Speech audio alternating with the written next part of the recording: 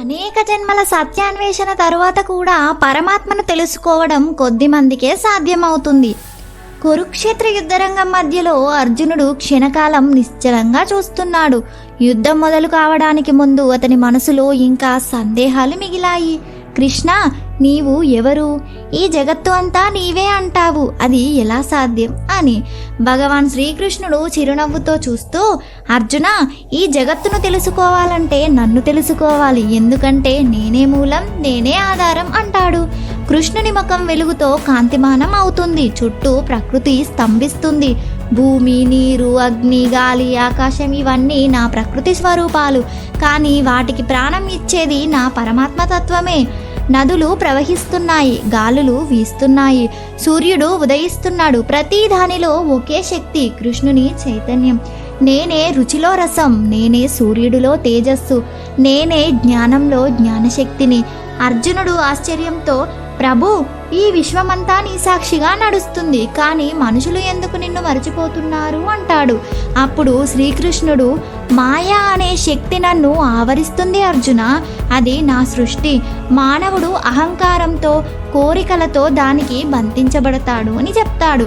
కృష్ణుడు, 4 రకాల భక్తులు నన్ను ఆశ్రయిస్తారు అర్జున. అందులో బాధలో ఉన్నవాడు జిజ్ఞాసువు, సంపద కోరినవాడు జ్ఞాని అవుతాడు. అప్పుడు అర్జునుడు అడుగుతాడు, ఎవరు నీకు అత్యంత ప్రియులు కృష్ణ అని. శ్రీకృష్ణుడు మృదువుగా, జ్ఞాని నాకు అత్యంత ప్రియుడు, ఎందుకంటే అతడు నన్నే పరమ లక్ష్యంగా తెలుసుకున్నాడు. అతడే నా హృదయంలో, నేనే అతని హృదయంలో ఉంటాను అని చెప్తాడు. విశ్వంలో కృష్ణుని రూపం విస్తరించి ఆకాశం, పర్వతాలు, సముద్రాలు, నక్షత్రాలు అంతా ఆయన రూపంలో కరిగిపోతాయి.